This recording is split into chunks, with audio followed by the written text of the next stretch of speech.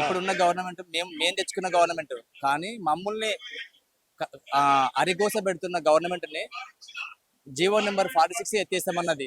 Fee reimbursement లేదు, జాబులు లేవు. ఇప్పుడు అందుకే మేము నెక్స్ట్ టైం ఎవరైతే మాకు జాబులు కానీ, ఈ ఫీజు రీఎంబర్స్మెంట్ కానీ, విద్యార్థుల తరఫున ఎవరైతే వాళ్ళకి అనుకూలంగా ఉంటారో వాళ్ళకే మేము సపోర్ట్ చేస్తాము. మేము అనుకుంటున్నాం మళ్ళీ ఇప్పుడు బీఆర్ఎస్ గవర్నమెంట్ కొంచెం మారిందేమో, మా విద్యార్థుల తరఫున, మా నిరుద్యోగుల తరఫున కొట్లాడుతుందని మాకు నమ్మకం వచ్చింది కాబట్టి మీకు ఈ సదస్సుకు రావడం జరిగింది. కేసీఆర్ గవర్నమెంట్ ఉన్నప్పుడు నిరుద్యోగులకు ఉద్యోగాలు వేసిండ్రు, కానీ వాళ్ళు కొన్ని చెప్పుకోలేకపోయినరు. నెక్స్ట్ పేపర్ లీకేజ్ అయింది. ఆ పేపర్ లీకేజ్ అయినప్పుడు వాళ్ళని వెంటనే వాళ్ళని సస్పెండ్ చేయాల్సిండ్రి.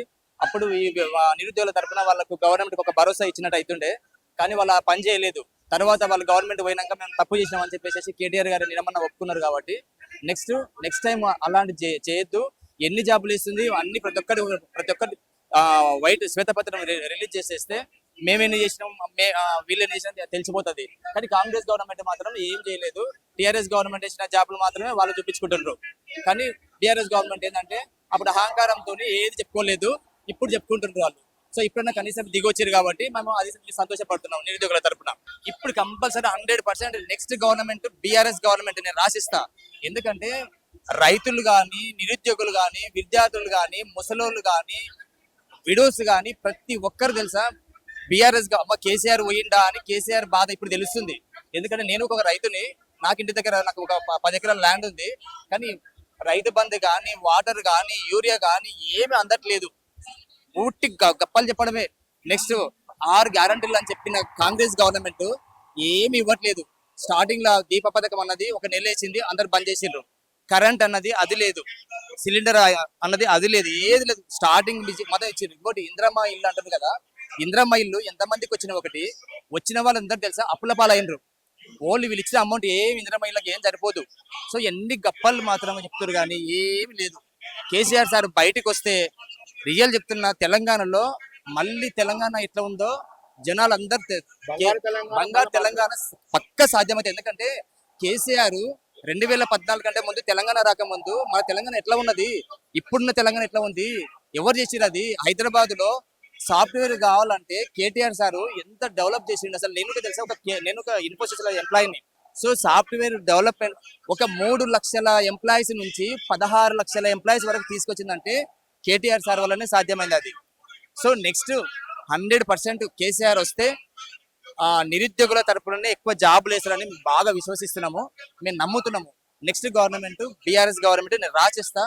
ఎవరు ఎన్ని చేసినా 100% బీఆర్ఎస్ గవర్నమెంట్ రాబోతుంది, రాసి పెట్టుకోండి. ఇక్కడే ఎందుకు ఈ సభ పెట్టడం జరిగింది అంటే, గతంలో చూసుకుంటే రేవంత్ రెడ్డి గారు ఇదే సభలో నిరుద్యోగుల కోసం మరియు విద్యార్థుల కోసం చాలా హామీలు ఇస్తామని చెప్పడం జరిగింది. మరియు ఆయన ప్రభుత్వంలోకి వచ్చాక అవన్నీ గాలి మాటలే అని చెప్పేసి నిరూపించారు. అండ్ విద్యార్థుల కోసం స్కాలర్షిప్, రియంబర్స్మెంట్లు ఇవన్నీ ఇస్తామన్నారు. అవన్నీ గాలికే పోయినాయి. నిరుద్యోగుల కోసం చూసుకుంటే చాలా మేజర్ థింగ్, 2 లక్షల గవర్నమెంట్ జాబ్లు ఇస్తాం అని చెప్పడం జరిగింది. వాళ్ళని గాలికి ఎత్తే మాటలు మాట్లాడడం జరిగింది, కానీ అవన్నీ పోయినాయి. చూసుకుంటే 67,000 జాబ్లు మాత్రమే ఇచ్చినారు. మిగతావన్నీ ఎటు పోయినాయి? ఆయన జోబులో వేసుకున్నాడా లేకపోతే వెనకేసుకున్నాడా అది దేవుడికే తెలియాలి. అండ్ ఇంకా చూసుకుంటే జాబ్ క్యాలెండర్ రిలీజ్ చేస్తామన్నారు, అది చేయలేదు. విద్యార్థి భరోసా కార్డు అని చెప్పేసి కూడా అన్నారు. అవన్నీ గాలి మాటలే అని చెప్పేసి మాకు అర్థమైపోయింది. వెయిట్ చేసాం చూసాం, చాలా పేషెన్స్ తో చూసినాం. గవర్నమెంట్ ఫామ్ ఇప్పుడిప్పుడే కాదు కదా, 1, 2, 3 సంవత్సరాలు అవుతా వస్తుంది. ఆయనకు చాలా ఛాన్సులు ఇవ్వడం జరిగింది, కానీ ఆయన విద్యార్థులను, నిరుద్యోగులను చాలా నిర్లక్ష్యం చేసినారు. కోరి కొట్లాడి తెచ్చుకున్న తెలంగాణ ఇది. ఆ తెలంగాణ రావడానికి మేజర్ రీజన్ కూడా నిరుద్యోగులు, విద్యార్థులే. అట్లాంటి వాళ్ళనే మీరు నిర్లక్ష్యం చేస్తే రేపటి నాడు ప్రజలకు ఏం న్యాయం చేస్తారని చెప్పేసి కూడా నేను అడుగుతా ఉంది. లోటుపాట్లు అన్ని పార్టీల్లో అయితే గతంలో బీఆర్ఎస్ పార్టీ వల్ల కూడా అయినాయి. విద్యార్థులకు వాళ్ళు కూడా చాలా హామీలు ఇవ్వడం జరిగింది, కానీ వాళ్ళ తప్పులు విద్యార్థులు గాని, ప్రజలు గాని గుర్తించి నీకు ఛాన్స్ ఇవ్వడం జరిగింది. నువ్వు ఏదో పీకేస్తా, పొడి చేస్తా అన్నావు అని చెప్పేసి, కానీ నువ్వు మాత్రం ఏం చేస్తున్నావు? కనీసం బీఆర్ఎస్ ప్రభుత్వం అన్నా విద్యార్థుల కోసం, నిరుద్యోగుల కోసం, రైతుల కోసం ఎంతో కొంత చేసింది. నువ్వైతే అవి కూడా చెయ్యట్లేదు. అని చెప్పేసి ఈ రోజు నేను నిన్ను హెచ్చరిస్తా ఉన్నాను. ఈ విద్యార్థులు ఒకటే కాదు, నిరుద్యోగులు ఒకటే కాదు, మొన్న రైతుల విషయం చూసుకుంటే బీఆర్ఎస్ కార్యకర్తల రక్తం తీసి పంటల్లో జల్లండి, వస్తది అది ఇది అని చెప్పేసి మాట్లాడినారు. చాలా వెట్టకారంగా ఆయన మాట్లాడడం జరిగింది. దాన్ని కూడా మేము సీరియస్ గా తీసుకుని ప్రోగ్రామ్ చేసినాం, బ్లడ్ డొనేషన్ చేసినాం ఆల్ ఓవర్ తెలంగాణ. ఎంతో బ్లడ్ పంపించడం జరిగింది. మరి ఆయన దాకా రీచ్ అయిందో లేదో అది పక్కన పెడితే ఆయన అన్న వాక్యానికి మేము ఆన్సర్ ఇచ్చినాం. ఆ నీళ్లు కూడా రైతులను కూడా చాలా నిర్లక్ష్యం చేయడం జరుగుతుంది. అండ్ ఎస్ఐ ఆస్పిరెంట్స్ కానీ, కానిస్టేబుల్ ఆస్పిరెంట్స్ కానీ దిల్సుఖ్ నగర్ లో మనం ఎన్నెన్నో వాళ్ళు పోరాటాలు చేయడం చూస్తున్నాం. వాళ్ళ పట్ల పోయి మాట్లాడినా అడ్డమైన కూతలు కూస్తున్నారు, అడ్డమైన కేసులు వేస్తున్నారు. వాళ్ళు ఇంకా క్వశ్చన్ చేస్తే, నువ్వు ఇచ్చిన హామీలు ఏమైందని చెప్పి క్వశ్చన్ చేస్తే వాళ్ళని ఎండ్రిని దాగి చావండి అని చెప్పేసి స్టేట్మెంట్స్ పాస్ చేయడం జరిగింది. ఇది సీఎం పొజిషన్ లో ఉండి ఒక విద్యారంగాన్ని హోల్డ్ చేస్తూ ఉన్నావు. నువ్వు ఆ వాక్యాలు పాస్ చేయడానికి నీకు ఇంతనన్నా సిగ్గుండాలి. మేము కదా నిన్ను తెచ్చుకున్నది. ఈ సభ పరిణామాల్లో చెప్తున్నాను, ఈ సభే నీ పతనానికి మొదటి మెట్టవుతుంది అని చెప్పేసి రేవంత్ రెడ్డి గారిని నేను హెచ్చరించడం జరుగుతుంది. అండ్ ఇంకా చూసుకుంటే ఆయన ఇచ్చిన హామీలు కానీ నెరవేర్చకపోతే రేపటి నాడు జనాలకు మరియు విద్యార్థులకు మరియు నిరుద్యోగులకు నువ్వు గుర్తే ఉండవు అని చెప్పేసి, ఒక ఫెయిలియర్ సీఎం లాగా గుర్తుంటావు అని చెప్పేసి నిన్ను హెచ్చరించడం జరుగుతుంది. ఇకనన్నా మారి విద్యార్థులను మరియు నిరుద్యోగులను నిర్లక్ష్యం చేయడం ఆపితే బాగుంటది. ఇదే విద్యార్థులు, ఇదే నిరుద్యోగులు నువ్వు సీఎం కావడానికి కారణమయ్యారు, వాళ్ళే నిన్ను తిప్పి కొడతారు అని చెప్పేసి ఈ రోజు నేను నిన్ను హెచ్చరించడం జరుగుతుంది. జై తెలంగాణ. మరి ఈ రోజు సరూర్ నగర్ లో ఒక పెద్ద ఎత్తున టిఆర్ఎస్ పార్టీ తెలంగాణ యావత్ తెలంగాణ నుంచి యువకులను ఉద్దేశించి యువ సంగ్రామ సదస్సులు నిర్వహించడం జరుగుతుంది. మరి మీరందరికీ తెలిసిన విషయమే ఏంటంటే 2023లో కాంగ్రెస్ ప్రభుత్వము తీసుకువచ్చిన మేనిఫెస్టోలో భాగంగా యువతులకు మరి అదే విధంగా చదువుకున్న విద్యార్థులకు ఏ విధమైన కళ్ళబల్లి మాటలు చెప్పి మోసపూరితమైన వాగ్దానాలు చెప్పి 420 వాగ్దానాలు ఇచ్చి ఏ విధంగా గద్దెనెక్కిరో వారి యొక్క తమ వాగ్దానాలను పూర్తిగా నిర్వహించడంలో అమలు చేయడంలో పూర్తిగా విఫలమైపోయినారు. వారు చెప్పిన 2023 మేనిఫెస్టోలో సంవత్సరానికి 2 లక్షల ఉద్యోగాలు ఇస్తానని చెప్పారు, దాన్ని పూర్తిగా విస్మరించారు. యువకులకు 2500 పెన్షన్ ఇస్తున్నారు, దాన్ని పూర్తిగా విస్మరించారు. అదే విధంగా చదువుకున్న యువకులకు స్కూటీలు ఇస్తా అని చెప్పారు, దాన్ని పూర్తిగా విస్మరించారు. అదే విధంగా కాంగ్రెస్ ప్రభుత్వం అంటేనే ఒక మోసపూరితమైన ప్రభుత్వము, ఒక మోసపూరితమైన పార్టీ. గత 50 దశాబ్దాల నుంచి మనం చూస్తూనే ఉన్నాము. స్వతంత్రం వచ్చిన తర్వాత 55 పర్యాయాలు కాంగ్రెస్ ప్రభుత్వము వివిధ రాష్ట్రాల్లో మరియు అదే విధంగా కేంద్రంలో అధికారంలో ఉన్నప్పటికీ కూడా ఈ రోజు కూడా భారతదేశంలో మరియు తెలంగాణలో అట్టడుగా వర్గాల నుంచి సంపన్న వర్గాల మధ్య ఏదైతే బ్యారియర్స్ ఉన్నాయో, గ్యాప్ ఉందో అది మనము కట్టినట్టు కనబడుతుంది. మీరు ఈ 2023 మేనిఫెస్టోలో ప్రియాంక గాంధీని మరి అదే విధంగా మల్లికార్జున్ ఖర్గే గారిని తీసుకొచ్చి ఇదే సరూర్ నగర్ స్టేడియంలో వారి యొక్క మేనిఫెస్టో విడుదల చేయడం జరిగింది. యువతులకు 2 లక్షల ఉద్యోగాలు ఇస్తామని చెప్పారు. అదే 2 లక్షల ఉద్యోగాల ప్రకారం దాదాపు 3 సంవత్సరాలు గడిచిపోయింది కాంగ్రెస్ ప్రభుత్వం అధికారంలో వచ్చి. ఆ లెక్కన 6 లక్షల ఉద్యోగాలు ఇవ్వాలి, కానీ వీళ్ళు 35 వేలు ఉద్యోగాలు కూడా ఇవ్వలేదు. మరి అదే విధంగా కళ్యాణ లక్ష్మి చెక్కులతో పాటు, కళ్యాణ లక్ష్మి డబ్బుతో పాటు తులం బంగారం ఇస్తున్నారు, దాన్ని తొంగలో తొక్కిరు. వాడు రైతులకు రుణమాఫీ చేస్తున్నారు, దాన్ని ఆ వాగ్దాన్ని పూర్తిగా తొంగలో తొక్కినారు. అదే విధంగా రైతు బంధు ఇస్తున్నారు, దాన్ని పూర్తిలో తొంగలో తొక్కినారు. ఈ ప్రభుత్వం అసమర్థ ప్రభుత్వము. వీరు రైతులకు రైతు బంధు కాదు, సకాలంలో యూరియా చెల్లించలేని పరిస్థితుల్లో ఈ కాంగ్రెస్ ప్రభుత్వం ఏదో కనబడుతుంది. నేను కూడా యూరియా బాధితున్నే, నేను కూడా ఒక రైతున్నే. సిద్దిపేటలో మాకు వ్యవసాయ క్షేత్రం ఉంది. ఈ రోజు మాకు యూరియా కావాలంటే యాప్ లో బుక్ చేసుకోవాలి. యాప్ లో చూసుకుంటే ఎప్పుడు చూసినా నో స్టాక్ కనబడుతుంది. కానీ ఆ రోజు 25-30 లక్షల మెట్రిక్ టన్నుల యూరియాని కేసీఆర్ ప్రభుత్వము యాసంగికి ముందు, వర్షాకాలానికి ముందు సన్నద్ధం చేసే ఆ రోజు ప్రభుత్వం మరి ఈ రోజు ఎందుకు కావట్లేదు? ఈ రోజు కేవలం 24 గంటలు ఇచ్చిన ఆ రోజు కరెంట్ ఇచ్చిన ప్రభుత్వము ఈ రోజు 5 గంటలు 6 గంటలు కూడా కరెంట్ ఇయ్యని పరిస్థితులు ఉంది. అందు గురించి మేము ఈ కాంగ్రెస్ పార్టీని హెచ్చరిస్తున్నాము. రాబోయే రోజుల్లో ఇంకా 2 సంవత్సరాలు మీకు కాలం ఉంది. ఈ 2 సంవత్సరాల కాల వ్యవధిలో మీరు ఇచ్చిన వాగ్దానాలను ఏం చేసింది? వారు అంటున్నారు మీ యొక్క 10 సంవత్సరాల పరిపాలన మా యొక్క 2.5 సంవత్సరాల పరిపాలన బేరేజ్ వేద్దాం అనుకున్నారు. కానీ ఆ రోజు కాంగ్రెస్ ప్రభుత్వము గద్దె దిగిన సమయానికి తెలంగాణ రాష్ట్రంలో తలసరి ఆదాయం 1,90,000 రూపాయలు ఉండే ఆ రోజు తలసరి ఆదాయం. కానీ కేసీఆర్ గారు అధికారం దిగే సమయానికి తెలంగాణ రాష్ట్రంలో తలసరి ఆదాయం 3,23,000 రూపాయల తలసరి ఆదాయం ఉంది. మరి దానికి దీనికి కంపారిజన్ చేస్తే మరి ఈ రోజు తలసరి ఆదాయం ఎంత ఉంది?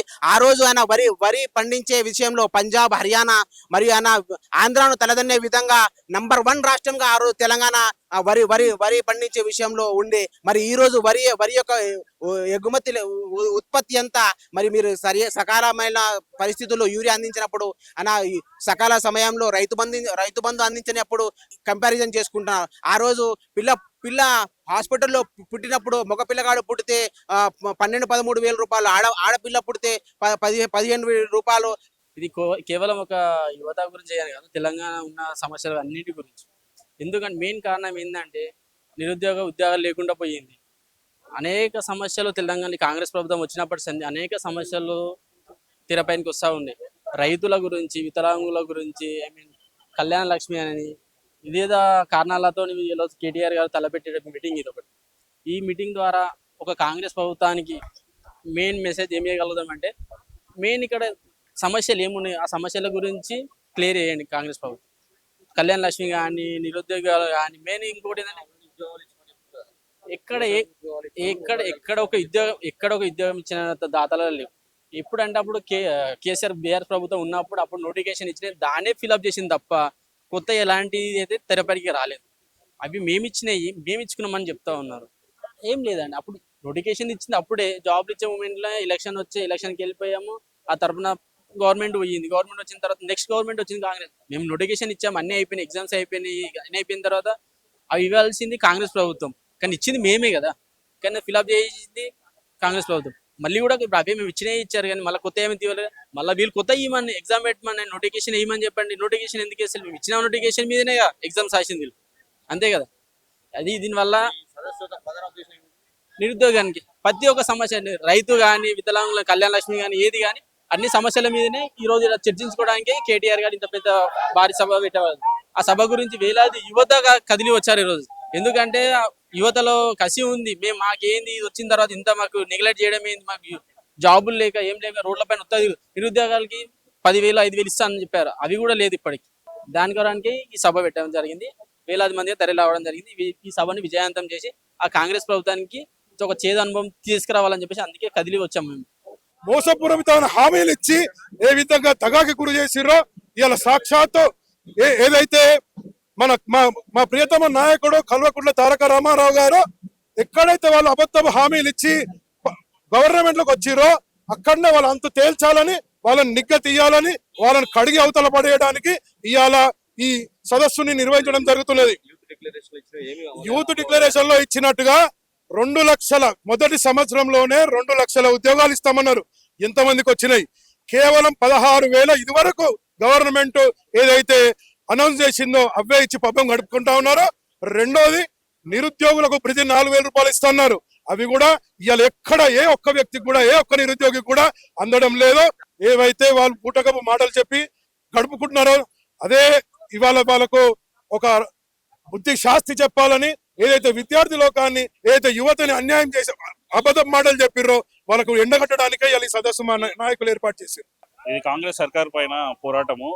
ఈ తెలంగాణ నిరుద్యోగులు ఎవరైతే ఉన్నారో కాంగ్రెస్ సర్కార్ పైన ఈరోజు పోరాటానికి ప్రారంభంగా ఈరోజు యువ సంగ్రామ సదస్సు అనేది కేటీఆర్ గారి నాయకత్వంలో ఇక్కడ మేము అటెండ్ కావడం జరుగుతుంది.